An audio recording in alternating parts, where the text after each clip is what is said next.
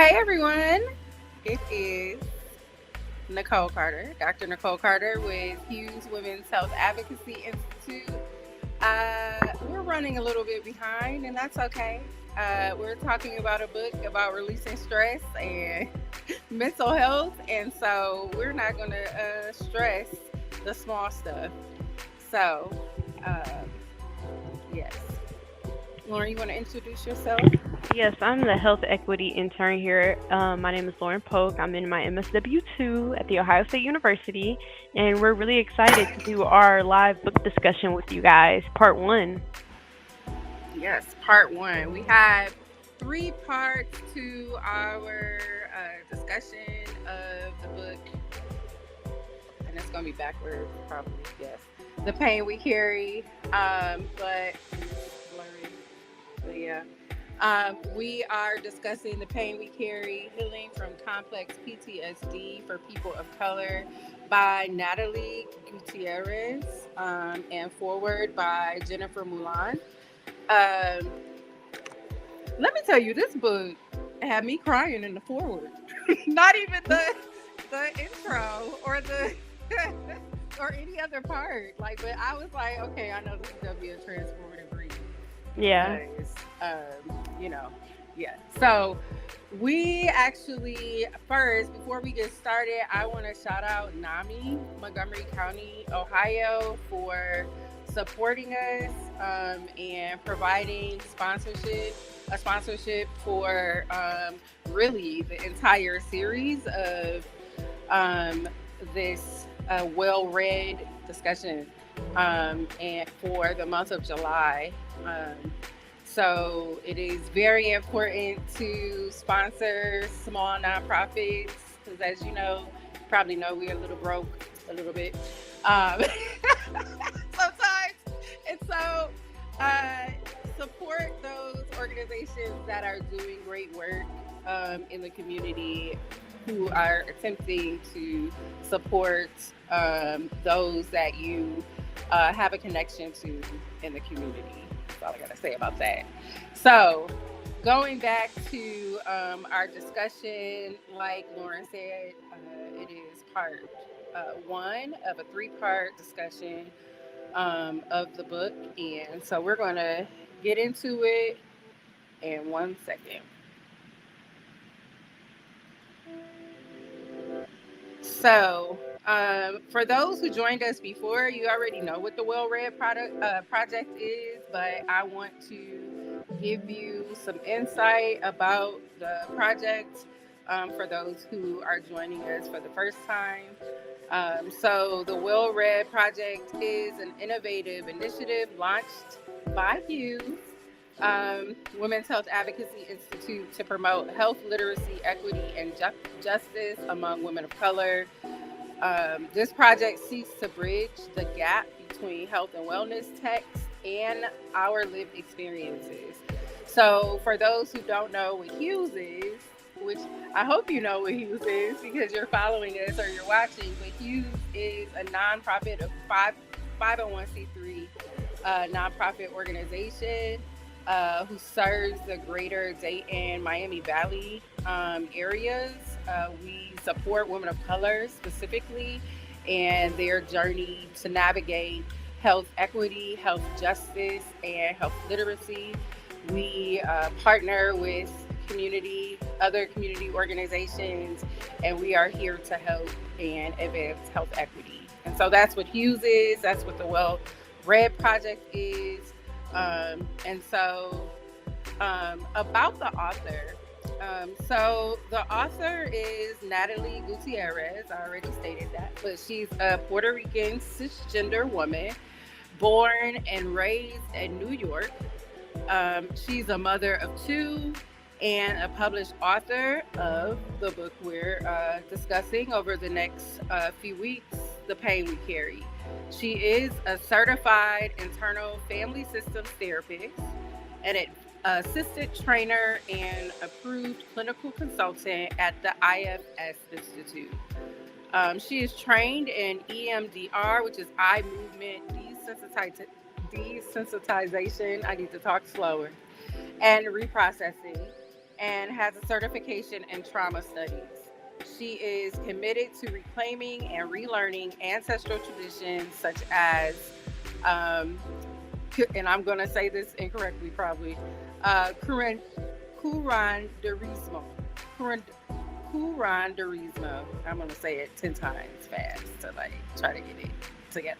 Anyway, but that is a traditional native healing practice. It is practiced primarily in Latin America and the United States.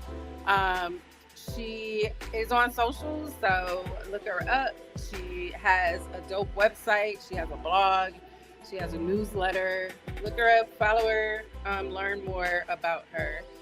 So, about the book, again, The Pain We Carry, Healing from Complex PTSD for People of Color.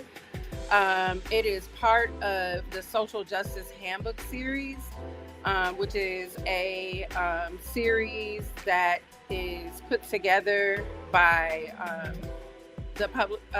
There are several different publications on different topics. So, social justice is just one of them. There is one on gender equity, on race and racism. There are different topics, but the book is groundbreaking, and it sheds light on experiences of complex post traumatic stress disorder. I think we have heard of post traumatic stress disorder a lot.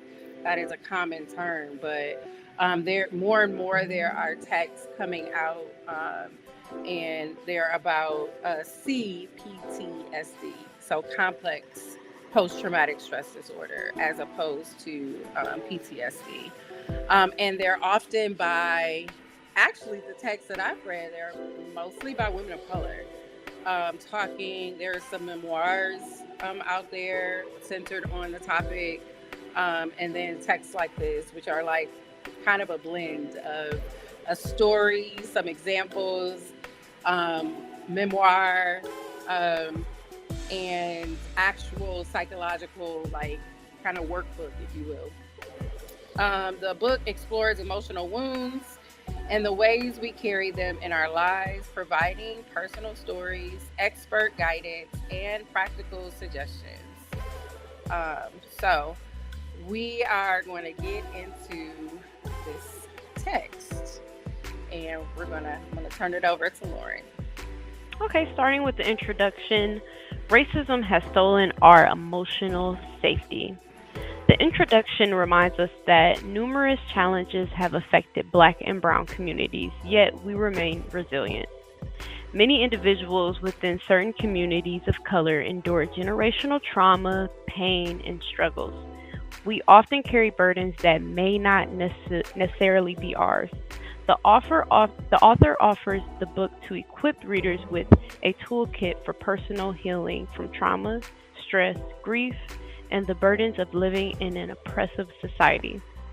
The book is structured into 4 parts, each containing a story, reflections, educational content and practices, and steps to empower. So, discussion questions. We have 3 questions. What are your early thoughts about the author's writing style? What aspects of the introduction resonate with you? How do you feel about using the tools provided to heal from past trauma? We have a sound and a smell that goes with each part that we read over. Sounds like Alive and Well by Janae Aiko and Smells Like Sage. I can start first. What are your early thoughts about the author's writing style? I think I like that she gave a story, something to educate you, and then a reflection, because I think it puts things in a really good perspective where you can go full circle. You could just talk about a concept, and a lot of books just talk about a concept, but she's giving examples, real life examples where you have to empathize, and I think people remember a lot of how things make them feel. So being able to just not only read it, but almost like emotionally experience it as well, I think it really resonates with people. I would say the same thing. Like I already mentioned when I was doing my like little opening, that I was like kind of like brought to tears, like just reading the forward, and that wasn't just because of the content; it's her writing style.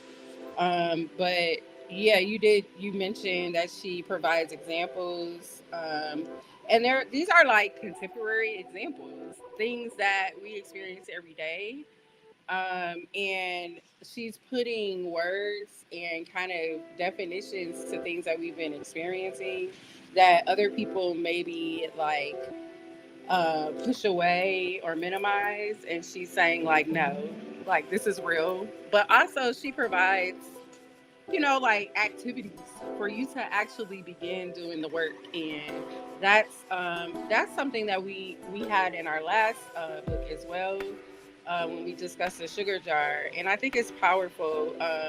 It's like not reading just for reading's sake, but it's reading to heal, reading to learn, to grow. So, yep, that's my early thoughts. What aspects of the introduction resonate with you? I would say how she acknowledges that people of color have been through trauma, even if they didn't directly experience something. It kind of is passed down, or the trauma that maybe your mother or your ancestors experienced can show up for you in certain ways, and you can kind of be confused and unsure. And then you're also in an oppressive society, so that doesn't help. Like she just outright directly gets to the point. And it's like, listen, I'm sorry this is going on, but you can get through this.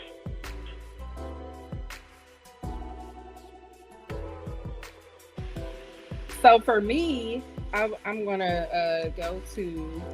I'm gonna talk about some pages, right? So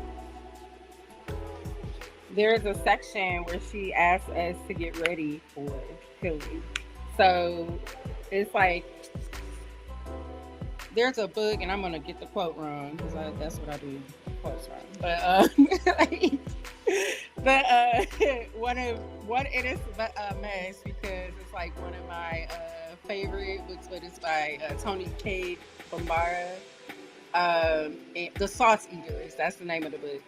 But and in the book, she says something to the effects like, "Are you sure, sweetheart, that you're ready to be well, to heal, right?" And so I think in providing us with like a section, like here, like these are some things you need to do before you get started here. Because it's the reality. Like we talk about healing all the time. We talk about addressing our traumas, our experiences all the time. But I don't really think a lot of us do as much work as we talk about, because it's scary Yeah. to like delve into that. So I do like that she's like preparing us and giving us resources along the way. Yeah, I agree. The third question is, how do you feel about using the tools provided to heal from past trauma? I feel I like some of them. Some of them, a few of them, I didn't have a strong interest in, but some of them I definitely resonated with, like journaling, writing things down. Like she made it a point to talk about that, and I think that journaling is one of the best self-care things that you can do. And it also gives you a chance to look back at that moment, like in 2 years from now when you forgot whatever happened in July of 2024. You can look back and be like, wow, I've grown so much. And you can also use it as a tool. Like if you ever experience whatever that was that made you journal again, you know how to react, fight it off, how to cope, things like that. Yeah, yeah. Um, it's interesting because I was going to answer it by like again reading some of the things that she says, but in reading some of the things that she says, I forgot to mention what she says in the book. So let me just read what she says in the book because it's important for this discussion. So she Thank you. says, lastly, delving into and this is on page 13, delving into your prior traumas require care and lots of self check ins. If any of the following apply to you, please, and she stresses please, reach out to professionals and or get to a safe place before beginning the 4-step approach to healing. Because I was going to say the 4 steps that was like these steps that she's providing. Because like for me, you can give me tools all day, but am I gonna remember when I'm supposed to use these tools? Am I gonna remember to use the tools? Period. So like sometimes for me, I need steps. I need order to do things, and so that's why. But to reiterate, for those joining us today, if you feel the need, if this discussion brings up any past trauma or kind of questionable experiences for you, please make sure to reach out to a professional, and we will provide some information so that you can get that information if needed. Lauren? Okay. I had sneezed earlier and then had to blow my nose. Okay. I just didn't want to do it on camera. So we are going to move on to part 1. In part 1, the author discusses the impact of racism on different groups, highlighting fear, sadness, and intergenerational trauma. She emphasizes the struggle for representation, opportunities, and acceptance, suggesting reclaiming cultural legacies. The author also addresses the exhaustion of proving one's worth in a society that questions basic human rights. And then that leads us into chapter 1. And this is one of the stories that she's going to tell. Chapter 1 tells the story of Terrence, a black man who experiences racism and oppression daily. As a result, he struggles with fear, anxiety, and held tension in his body. He came from an abusive upbringing, and now as an adult supports his family. He also internalizes society's racist messages and equates self-worth through his accomplishments, not by his inherent value. The author shares that these experiences of chronic, prolonged exposure to racism and painful environments are toxic stress. The accumulation of these experiences lead to complex post-traumatic stress disorder for many generations. The legacy of historical trauma have been passed down. A quote to remember from chapter 1: to cope with all of his stress, he overexercised, overworked, and tried to distract himself from the deep-rooted pain he didn't allow himself to feel, on page 20. That kind of reminds me of Cranes in the Sky by Solange. So the discussion questions, we have 3. 1, what are messages that you have internalized? 2, how do these messages impact how you navigate the world? 3, what connection do you believe your ancestors have to your legacy burdens? Sounds like Black Parade by Beyonce, smells like myrrh. You want me to go first? You can, yeah. I also think that's the song that you just mentioned works well too. But I was trying to leave us with some empowerment. But I mean, Cranes in the Sky is empowering as well. So, but this is a difficult question, and it requires like some personal, reflection to really delve into it. But so, what are messages that you have internalized? There are a lot. So I have internalized messages that say that degrees and money and like material things and factors equate to success. Mm-hmm. They equate to my self-worth. So yeah, I mean, I think that's a main a major thing. I also think I have internalized other people's thoughts about me in terms of my approach to really everything. And so I think but I'll say more when I answer the other questions about that. But yeah, internalized, it's like the imposter syndrome type thing, but sometimes it's not in a quote unquote professional setting. Sometimes it's just in life. Yeah. So, but yeah. I would say that, so you mentioned like people telling you, oh, if you have degrees, if you have money, it equals success. That's one thing that I realized after getting my bachelor's degree. Like, my family and other people around me were like, this degree is so important, it's this and that. And then I graduated and I felt like they were happy for me. But it's like, I thought you guys would be jumping for joy. Like, I thought this would be a crazy celebration. I thought you guys, like, I thought it would be bigger than what it was. And it wasn't. A second thing is, I remember in high school being in writing classes and being like, okay, well, I'm just like an average writer. I'm not like, it's not a superpower. It's not a super good skill. And then I get to college and I get offered the position to be a writing coach.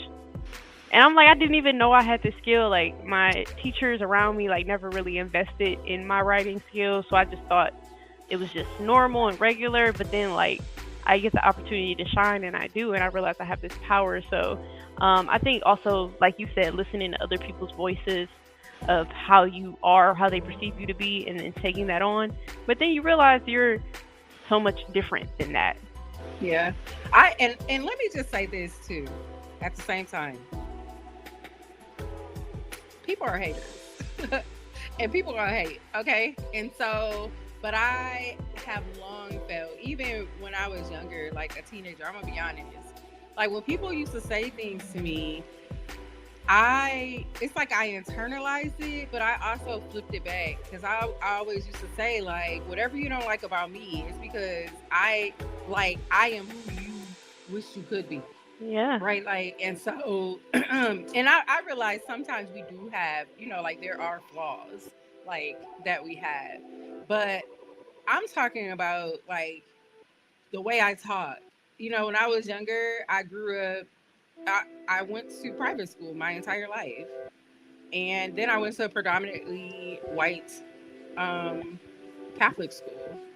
This is how I've talked, like, since, but and so a lot of times I was teased for, um, it was like I wasn't black enough. And then I also, like, didn't fit in, obviously, with white folks. So, like, it was like I was never enough in those spaces. And so it became kind of easy for me for a period of time to internalize that as being something like I don't belong.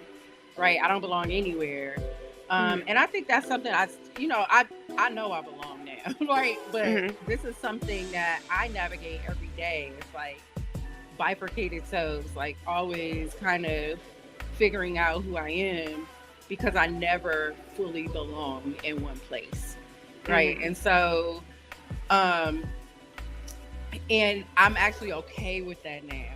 Like, because I don't feel like we should have to fill other people's boxes. We shouldn't have to check. Like, I don't have to talk a certain way for you to respect me, because that's what I'm asking, for you to respect me. So if you can't do that, then it's nothing for us to talk about. So there's that. But like, at the end of the day, people are haters. Like, I think that's where it comes from. And then often, I'm gonna be real, like, in reading this chapter, what kept coming up for me was, I get it more from us than from white folks, but I think it is like transferred, right? It's internalized racism, internalized biases, and so we tend to police each other, so white folks don't have to police us. Like, they don't have to tell us that the way you're acting is wrong, the way you're speaking is wrong, the way you're dressing is wrong, because we do it ourselves. And I think that was the hardest part reading that book, because I'm like, this chapter specifically, because that to me is where I internalized it from my own community, but those messages came from outside of that community. But yeah, okay. But people be hating. Sounds good. Yes, they do. Yeah. People hate. The second question is, how do those messages impact how you navigate the world? I think initially when you hear these messages, you're kind of super self-aware, and you have this inflated feeling to be like super responsible for yourself and watch and be like, I would say, very careful, minimizing yourself, shrinking yourself down. But then and also believing the lies, like believing things, and then it becomes a part of your identity, and it's like that's not even truly who you are. But I think once you get past it and like see who you really are, be your true self, and see yourself, and people can point out things all day, but when you are secure and know who you are, that's just it. So once you Mm-hmm. find out and do some self discovery on who you are, I would say it kind of empowers you because it's like I'm not that thing that you tried to tell me I was. Mm-hmm. Yeah, I agree. I mean, and it goes back to what I was just saying. Like, for me, well, and I'll just start by saying like the messages. I think so. Healing from these things is an ongoing process. So I'm never going to say like I'm done, girl. Like I don't got no problems. No more with people like internalize messages because I do, and that would be a lie. But I think that is growth. That's healing right there to be able to say, uh, like I recognize that there are still some messages that I allow to dictate how I move, right? Like how I navigate the world. So, um, but one example, and I think I brought it up the last time, but one example is like my the way that I show up on social media, for example. Um, I I still am very vocal about like things that I might be going through, but I will say I don't share as much as I used to. Um, and now it's for a different reason because I don't have to. But Hmm. before, when I did it, like there would be times that I would talk about mental health, physical health, like ailments or struggles I'm going through, and I would get little messages from people in my inbox saying, "Don't share that. Why are you sharing that?" And to me, it's like this is how you heal by talking about it. And if I'm by myself, who am I gonna talk to? Myself? No. So, and it's my social media platform. You don't have to follow me. So, Hmm. like, pick one.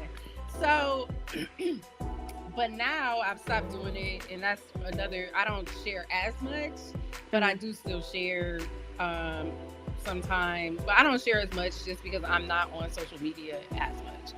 So, but it's for me. It showed up as people pleasing, so Hmm. attempting to like be who other people wanted me to be. Um, and then pretending that I liked stuff that I didn't like, and pretending I wanted to go places I didn't want to go. So that's why I stay in the house. I'm in the house. It's a house. What is it? A hot girl house summer. I'm in the house this summer. And sometimes you trick yourself, not even trick yourself. Sometimes you talk yourself into doing things you really don't want to do, but like you kind of, it's like you kind of want to do it, but you kind of don't. But it's like you really don't. But you're like, well, what if I meet new people? This is an opportunity. I'm always talking about how I want to make new friends. I'm always talking about how I want to do this, that, and the third. Like if I go, it'll be a great experience. Like you just go at it for the sake of like putting yourself out there and trying. There's nothing wrong with that. Yeah. Sometimes, and then also you got to think about it. Sometimes doing something you don't really want to do does kind of benefit you. Like if you wanted to take on a new hobby, you want to play volleyball, but you're like, oh, I'm nervous, I'm scared, I don't want to meet these team members. They've been playing for years. I'm so nervous. And then you go out there and you have the time of your life, and now you have a hobby, and now you're physically active. Like Hmm. that. I'm not saying don't do anything harmful to yourself or anything like that that you don't want to do, but I'm just talking about like hobbies, going out, socializing, and so yeah, sometimes you just have to put yourself out there, and sometimes you have to say, if I really don't want to do this, I'm not gonna do it. Yeah. Yeah. I am. I'm a real like, nah. I'm not going. People ask me a lot of things like, "Do you want to go to?" Nah, and it's not. No, I just don't. And it's not personal. It's not. Like it's personal for me because I don't want to Yeah, go. And yeah. I'm just. It's not you though. It's not So you. it's not that I don't want to go with you. I don't want to go. Like I don't want to leave the house sometimes. I don't want to put forth the effort to get Mhm. ready to do something. Mhm. Also, there are things I just don't like to do. And that's So, okay. yep. So our third question is, what connection do you believe your ancestors have to your legacy burdens? I'm gonna let you go first. Okay. Now, I could actually talk about this for hours. Give me a whole webinar. But anyway, I truly believe that. So, for those watching who don't know, and Lauren, I know you know already, and those who have watched and know me, they know that I have various autoimmune diseases. So, I truly believe. So, if you know anything about autoimmune diseases, or if you don't, the reality is that autoimmune diseases don't have a cure, right? They don't have, there is no there are treatments for symptoms, but no treatments for to eradicate the autoimmune diseases. So I am someone with 3, actually, technically. So, and the word auto is it's your immune system kind of over-regulating. It's trying to protect you, but too much. It's like a helicopter parent, and it's like, please leave, please, calm down. You can leave. I'm gonna go out, and then the parent is coming with you, follows you there. That's an autoimmune disease in a particular area of your body, whatever area that is. So, I truly believe that the ancestral or the trauma and pain that my ancestors experienced, particularly the women experience in my family, on both sides, my mother's side and my dad's side, I truly believe unhealed trauma is a reason for autoimmune diseases, because, and it's not some mythical thing, right? I'm not gonna go there. Actually, I used to believe that. I just felt like it was some, our connection on a deeper level, and unhealed trauma, if it's unhealed, it carries over. That is the reality. But now, research shows that on a cellular level, trauma impacts, right? It changes your cells, it changes your DNA, it modifies things in a way that is not healthy. And so I believe that autoimmune diseases are deeply connected to that cellular change.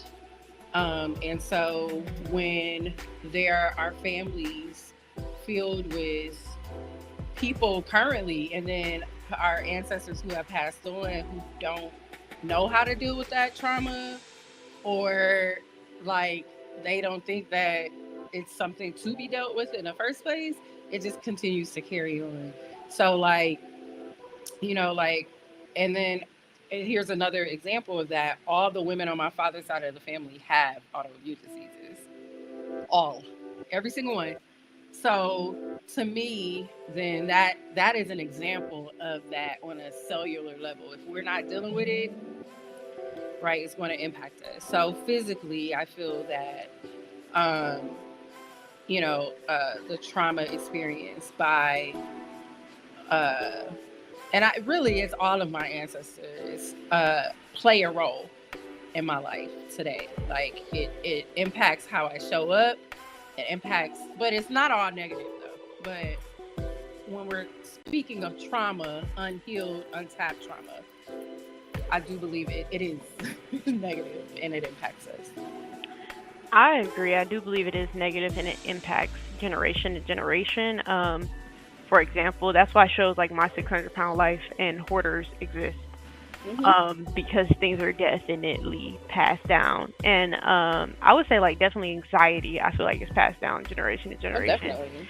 Yeah, if your mom was anxious and you grew up in a household where she displayed those anxious behaviors, probably undiagnosed, unmedicated, nothing, no type of therapy, no type of anything, because I don't even know if any of my friends' parents have ever been in therapy. It's not something, especially in this community, it's not really a thing that your grandma probably didn't go to therapy, things like that. So it's definitely church was her therapy.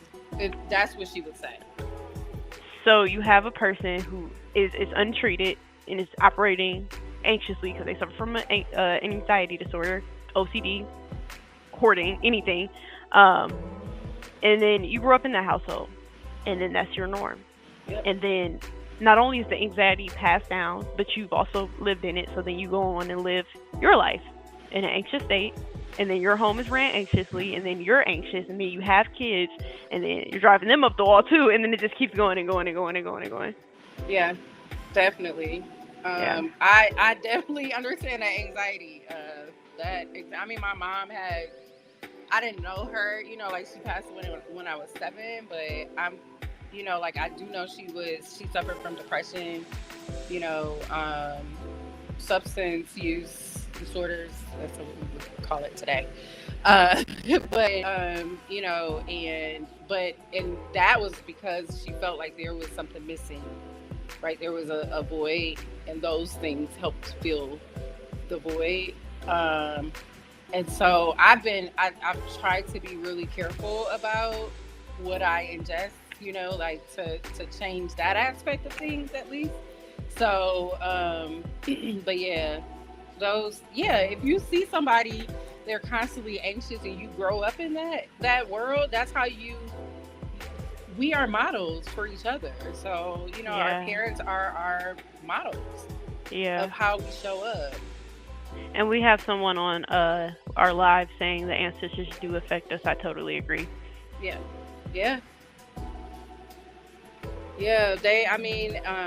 So, I mean, this is why I think I told you chapter 1, it just really did something, because I'm always thinking about,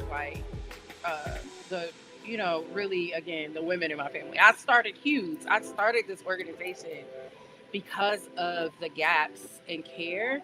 And it wasn't just because we live in a world that was not created for us to thrive, and we live in a world that was not created for us to be cared for appropriately, but we live in a world where illness wasn't discussed. And so I'm finding out about this illness that actually my grandmama's grandmama had, but we didn't talk about it. And so, and maybe she lived to 92, 102, right? But then, I don't know, you didn't pass that information down, how you thrived and how you learned to survive with that illness. And so now there's some gaps, because we didn't talk about it, because it was taboo. And mental health, we not only first of all, we don't talk about physical illness, but mental illness, please. We got a long way to go. We got a long way to go. And then it's what do you do when it's you can see it in your family, you can see it in your sibling, your grandma, your mom, your dad, whoever, and you're you actually have a problem, and they're what are you even talking about? It's you're seriously undiagnosed, and then you're out here having kids. What? I know tons of people who feel that and not necessarily so there are tons of people, there are communities of color, right, who, for example, there are some native folks who believe the high incidence of diabetes in their community is just going to happen.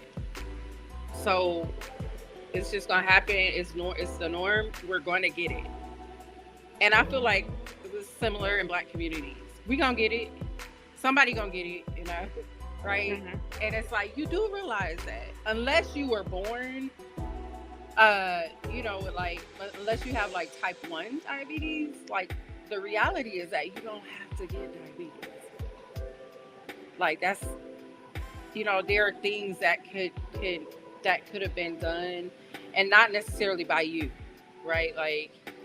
Again, that's that ancestral, those lineages of trauma, and really taught unhealthy behaviors, unchecked unhealthy behaviors that then carried on to other families. And then for a lot of people, we don't think, my grandma had it, so I knew I was gonna get it, right? Or my dad had it, and so I knew I was gonna get it. And it's you don't have to have high blood pressure. You don't have to have that. I think that also, before we go into chapter 2, because Okay. we just spent a minute on here, I think the other thing is that some people, it's like the lacking of knowledge. Like, some Hmm. people don't know what taking Yeah. care of themselves look like. Like, that's why, like, the shows I listed earlier exist because like you don't know what a healthy eating habit looks like. You don't know what a healthy exercise and then work life balance looks like. You're just like, oh, I was just talking to I work hard, I work till I can't work no more. Like people who are obsessed with working, things like that. Like you don't know what a healthy work life, a healthy exercise, a healthy eating habit, none of that looks like. So then you keep doing it and doing it and doing it. It's very environmental as well. It's taught, and you're wondering why you're so sick, and you're wondering why you don't feel good, and you're wondering all these things. It's Hmm. like you also just probably don't know. Hmm. Yeah. Definitely. I actually think that is the reason for the majority of it. And I don't blame anyone Right. for, like, uh, having anxiety, having, like any illness, any diagnosis. I don't blame anyone for that, particularly people who have been marginalized, historically marginalized peoples. I do not believe they are to blame for these things, but I do believe it's just like when somebody hurts you, you're not to blame for that hurt, but you're responsible to, like, you are responsible for yourself. So once you do gain that knowledge, let's go. It's time to like put some things in place. And there are people who, and this again another reason why HUES was founded, is there to help. Because I know it's not easy. Like when you're depressed as heck, like you don't want to pick up the phone and call nobody. You don't want anxiety, severe anxiety. It's You're not calling debilitating. nobody. You're not I doing can't get an anything. appointment you don't want to chat with me. I got we gotta go in person. This is why like online, digital health platforms are wonderful now, particularly for people with anxiety. Um, but I'm gonna tell you, I hate calling people on the phone. Hate, hate. Okay, I Cause I'm hate like, why it. aren't we talking? Like, But it's like I don't know. Like but it's not because I hate the person. It's because there's anxiety there. So, but yeah, we got some yeah, more comments. yeah, we got to comment. The healing is our responsibility. Yeah, Yeah. yeah, it is our responsibility. It is. But as a, as someone who founded an organization whose ultimate goal is for us to heal and thrive and not just survive, but to thrive in this world. Like I truly believe like it's my responsibility, one, to care for myself. I don't do it that well all the time, and I'll be like 100% like real. We all need to do a better job of tending to ourselves. But I do feel like our community organizations, like that is our job.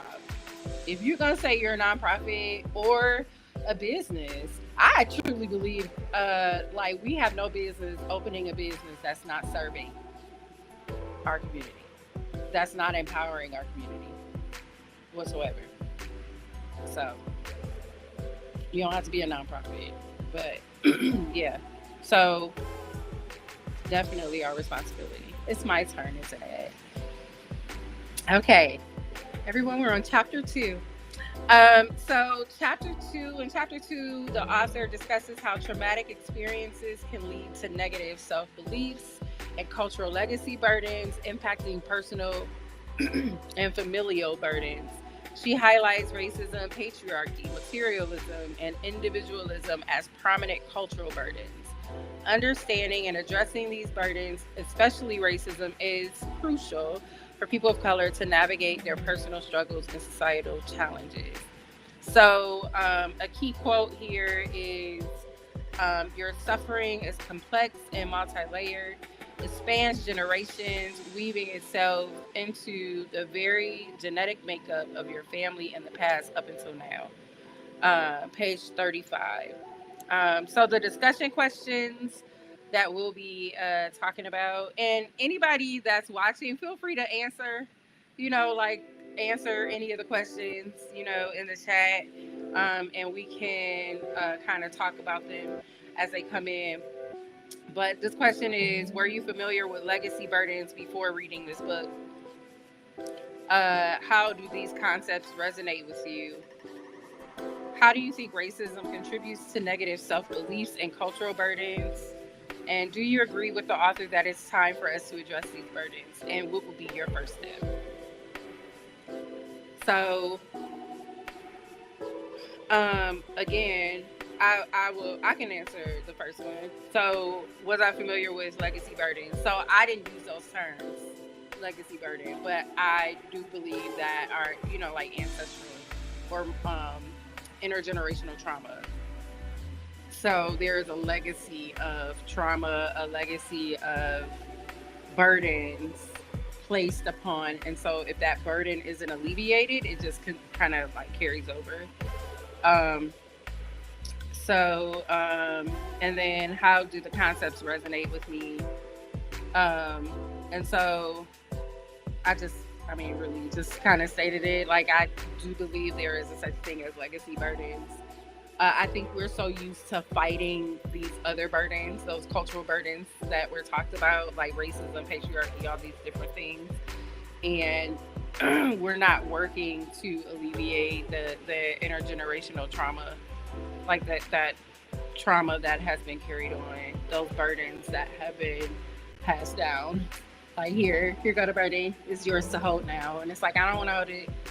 Thanks. So, but yeah.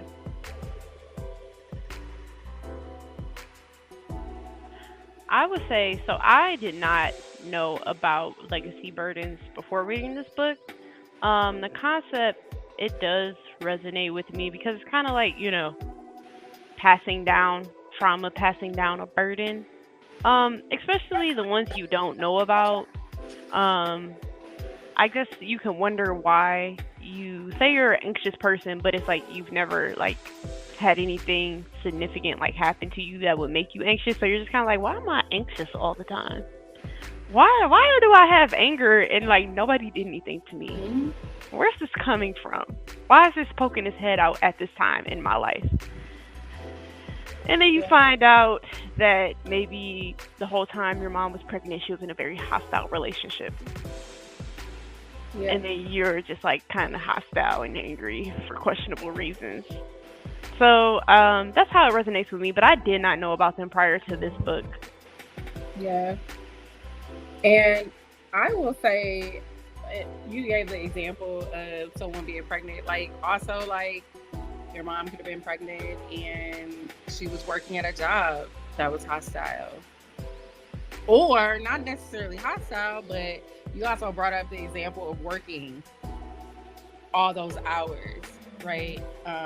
And so, right, you're pregnant, but you're like working, stressed out because you got these deadlines and different things. You don't have people to help because of the economy, right? Like all these other things. And so capitalism is burdening you, and that's a cultural burden, right? It's actually a Hmm. cultural legacy burden. That's how she defines it in the book. But like all these, factors, yeah, it really changes our lives like on a deeper level and for generations to come. So the next question was, how do you think racism contributes to negative self beliefs and cultural burdens? Um, so for me, I mean, I think this is actually one of the maybe for people of color, perhaps could be the one that we can understand the best or the easiest is its impact. So I used to do research on critical race feminism, and they talked about this idea of, and I talked about it the last time, the last book discussion, but like spirit injury and then spirit murder.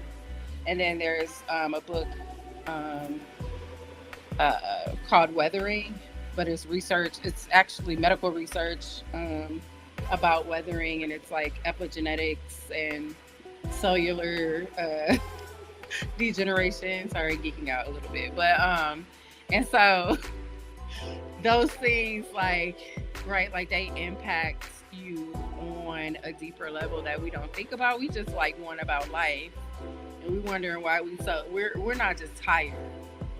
It's like tired is okay. I'm sleepy and I need to go to sleep. Right? We Mhm. tired. Right? Like It's a tired that can be off with rest. right. Like we tired. Like I sleep for a whole week and still be tired, and that is like because these stressors, I think other people call these burden stressors, right? These stressors are impacting me continuously. Every time I wake up and I go, or if I go to a store and you staring at me, because can I help you? Do you want a picture? No? Then stop looking. Thank you. So like, like everything that we do, it's like we are invisible and hyper visible at the same time. And so those things kind of beat you down slowly though. And it makes you feel like you're empowered in a particular way sometimes, right? Like you have control. But when it happens continuously, then it begins to impact our well being, mental and emotional well being. So I think that racism contributes to negative self beliefs by some things you may experience and you may not experience. I remember being a kid and like if you were darker skinned, like people would make fun of you, call you names, and that is a form of racism, even if it's by other black people, like other black kids. Like that's a form of racism, it's colorism, and you can start to maybe believe like you are actually ugly mm-hmm. or something is wrong with you. Or even if you're super light skinned, people would talk about it's like you could be dark enough, could be light enough, people would still talk about you. Or maybe things you didn't even experience. Like, I know my grandmother, I think I talked about this before. She was very, very fair skinned and she had like blue eyes or green eyes. She was like white passing, very much so. So it's like she used to could go into the front of a grocery store and her husband was darker skinned and her kids were brown and they couldn't go through the front of the grocery store. They had to go through the back of the grocery store or wait in the car. So like thinking about that, I would sometimes think like, damn. So in that time, would I have to go through the front or the back of a grocery store? And then I'm sitting here thinking about something that I don't have to experience, but like if I was born in that time, I would have experienced. And then it Mm-hmm. makes you think about yourself. Like you can start to question that I didn't, but like you can start to question things about yourself. Like, damn, would I have to stay in the car, or could I like go with my great grandmother, or things you didn't even experience that you know about can Yeah. have you thinking about yourself. Yeah.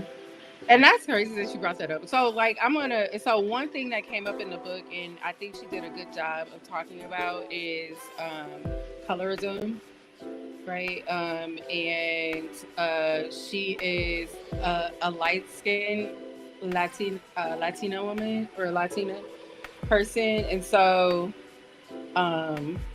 she does a good job of addressing that and recognizing that there are experiences, and you and I both are light skinned, right, or lighter skin, and so there are things we're never going to experience, right, but and that is, colorism is a direct connection to racism. It's like deeply connected to it. So the closer you are to whiteness, then the more beautiful you are deemed, the more intelligent you are thought to be, the more just correct in how you show up.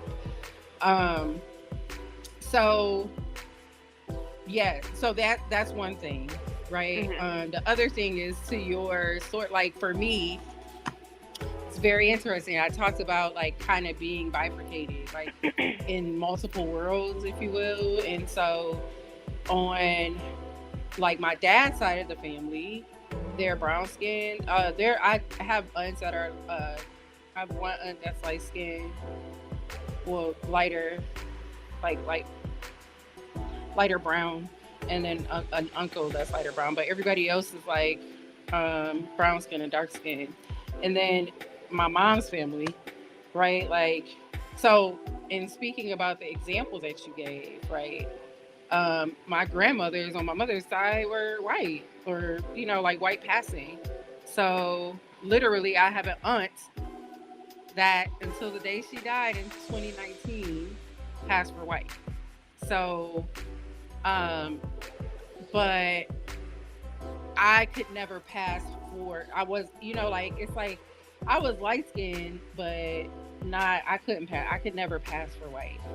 Mhm. So, but I could see, like, I know that I've experienced things differently. I know that I have received certain, like certain positive things, if you will, or feedback because of, like, I'm deemed non-threatening until I open my mouth, and that's the difference. So, and then I had an ex-boyfriend who was dark, like very dark skinned, and we went to, when I lived in Michigan, we used to go read and like work on stuff. I was working on my PhD, and they would stare at him the whole time, and we eventually would have to leave. And there was a Mm. time a little girl like came up to him and was like, "What are you?" It's like, "Oh no, we're not doing that." And Oh my god.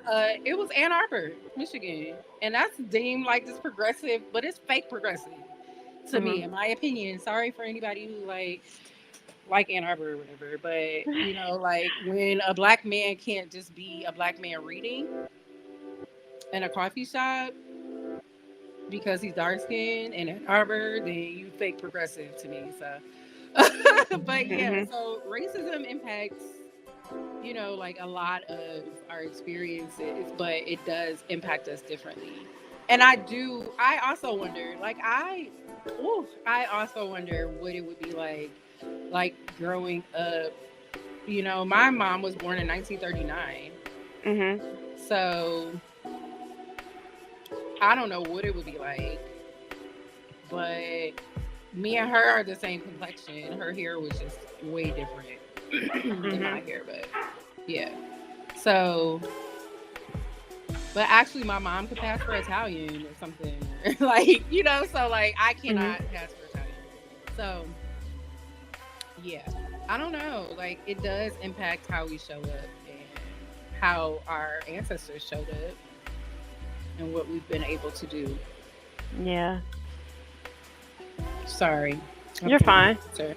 Um, We got the so third the question. next one was, um, do you agree with the author that it is time for us to address the burdens? What would be your first step? I agree that it is time to address the burdens. I would say the first step would be, I think it would be important to find out what your triggers are, and on the positive side of that, because finding out what your triggers are, which usually means something has to trigger you for you to know it's a trigger, finding out what your triggers are. But on the positive side of that, I would say spending some time to figure out what you actually like to do. Like, what actually makes you happy? Is it a hobby? Is it eating? Is it something, like, what is it? I think figuring out something that brings you joy would be important too. Yeah. I do believe, like, kind of centering joy and also remembering. I often talk about this, like your why is Mhm. always important, and because it can serve as an anchor when everything else is disrupted or out of whack. Mhm. But I will say I would start a conversation. My dad is 80, right? And that gives me an opportunity to still talk to people who have been on this earth for 80 years. I have a great aunt who is 102. 100? It's either 100 or 102. I was using that as an example earlier when I said the 100 and something, right? Like, so I have a great uncle who's in his 90s. So like, I there's still the possibility of kind of breaking down these burdens, at least the ones that have been carried over through family, uh, and finding out, like, how have you survived? How are you, like? It's a blessing that you're still here. I hope you believe it's a blessing. Um, and what does it mean for you to thrive? Like, talking to them. Mhm. So, okay. Oh, and I forgot to say the sound and the smell. So the sound for this one is "Confidently Lost" by Sabrina Claudio, and this that song though was brought up because it's about like kind of breaking up. What's going on over there? You got a gnat or a mosquito? Yes, it's a fly. It flew in from the window. That's why I had to close the window. uh, I just want to kill it, but I'm not gonna. I want to kill it. no, we're healing right now. We're So, healing. confidently lost though is about like basically getting to a point where you accept who you are and like laying those burdens down. And then lavender, that essential oil is known for like kind of relaxation and calming and stuff. Yeah. Mhm. Chapter 3. This is our last chapter. Thank you for staying with us, y'all. We started a little late though. So, but the author emphasizes the importance of listening to our bodies, especially after experiencing trauma and societal pressures. She encourages reclaiming the relationship with our bodies, offering tools like self regulation and meditation, understanding how our bodies respond to danger, racism, and oppression can help in achieving inner peace and healing.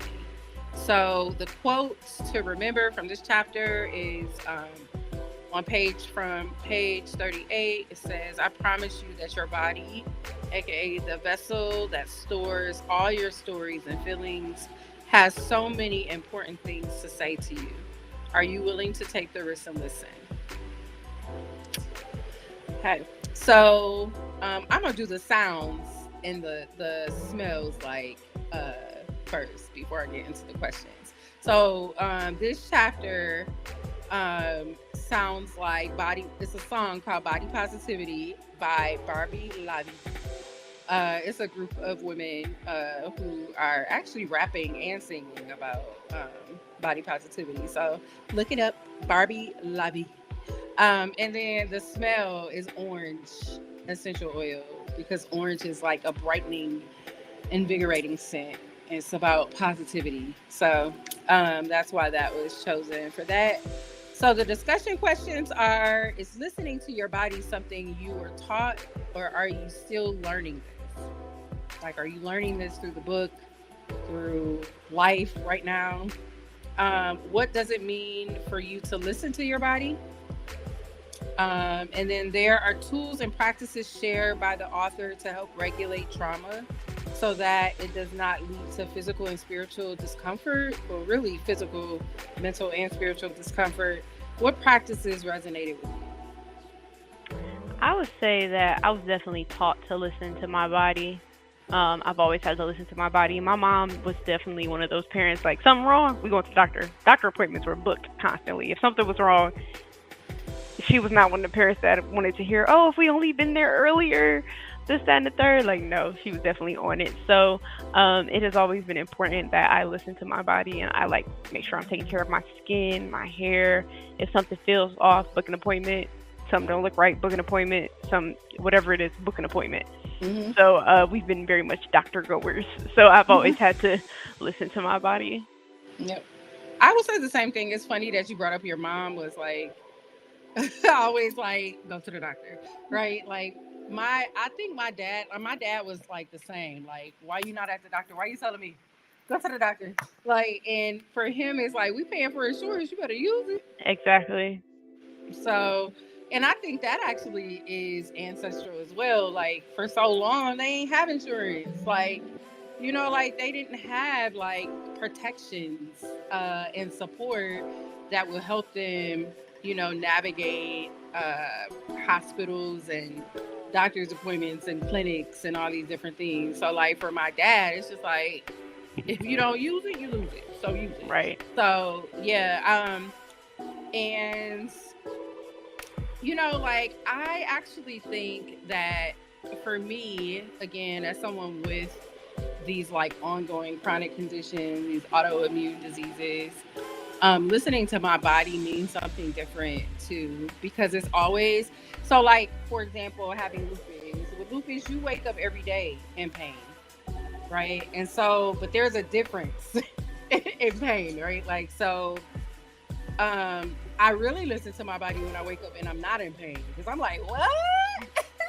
It's a good day. It's gonna be a good day, right? So, but listening to my body is why I got diagnosed.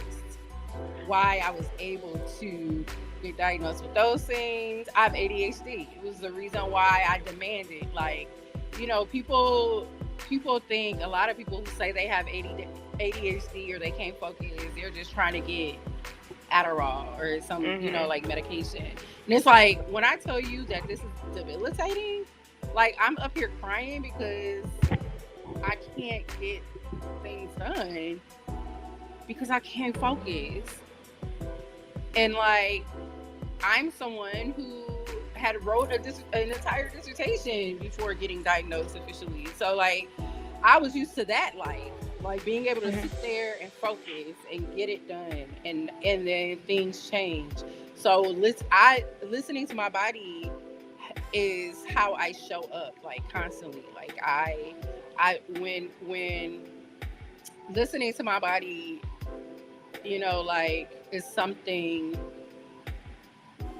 It helps me advocate for myself too.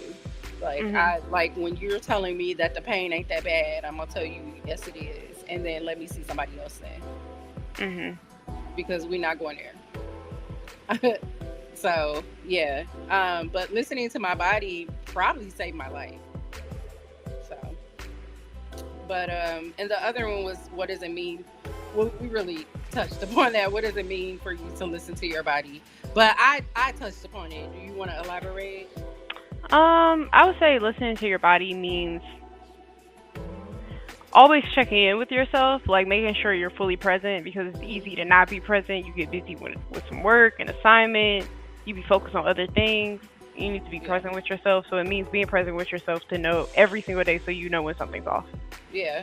And this is also like with mental health too, because you mentioned anxiety earlier, and with anxiety, well, with all like depression too, but with anxiety, I started to learn the triggers, right? Like, so, and that came from knowing, like, listen, like paying attention to what happens with my body. Like, I know that, this is messing with me right now, right? But also, I believe that the anxiety is, and I think it was mentioned earlier too by you, but the anxiety is a sign that something else is off, right? Like maybe I have anxiety because I'm in a situation I shouldn't be in.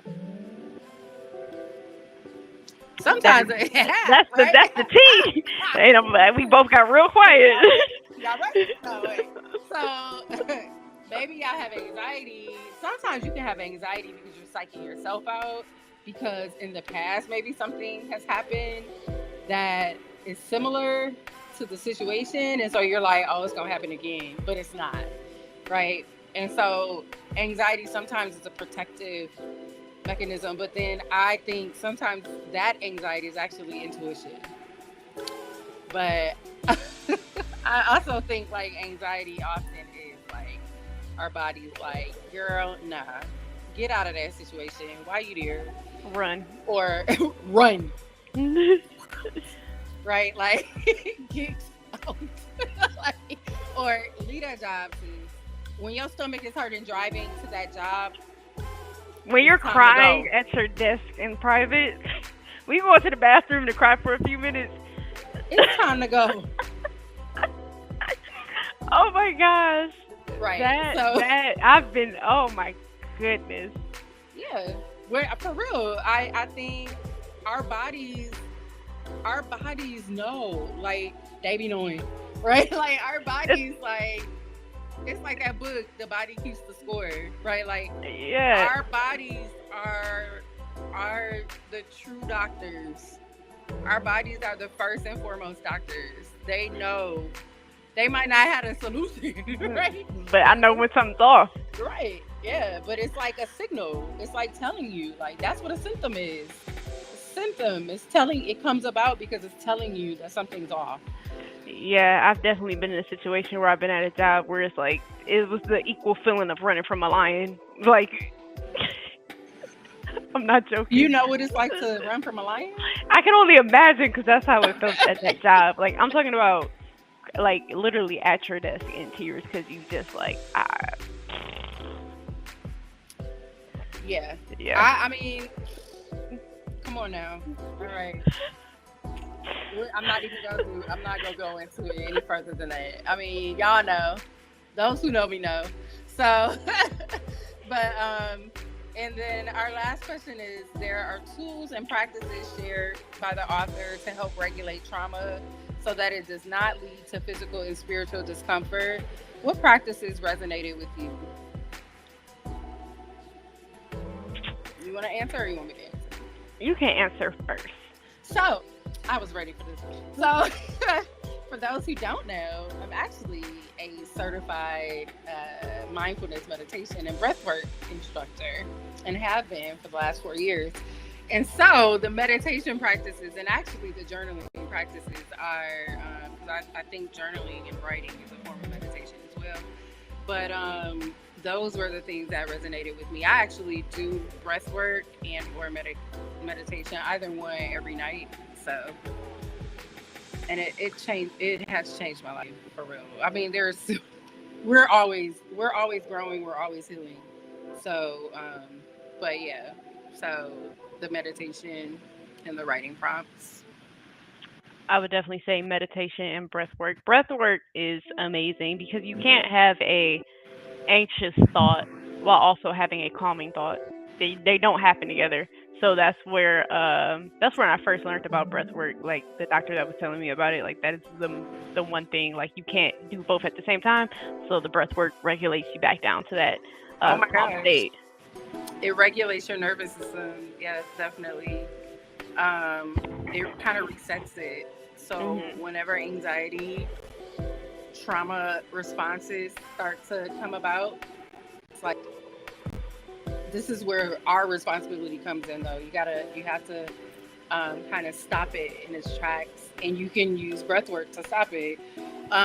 You said you can't do something calming, and like at the same time as Mhm.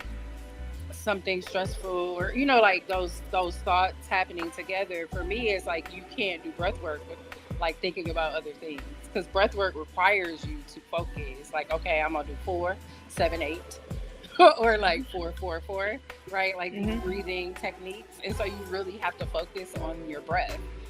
You can't focus on anything else. So yeah, um, breath work is my jam. Okay, Yeah, I I love like it. it. Yeah. So for those who have not tried breathwork, who are watching, still watching, thank you for still watching. Please try breathwork. You can do it for like 5 minutes, and it will kind of change. Like your thought will go somewhere else, and you can get back to work or get back to watching your movie or whatever it is that you're playing with your child, whatever it is that you're, like you need to do for the day.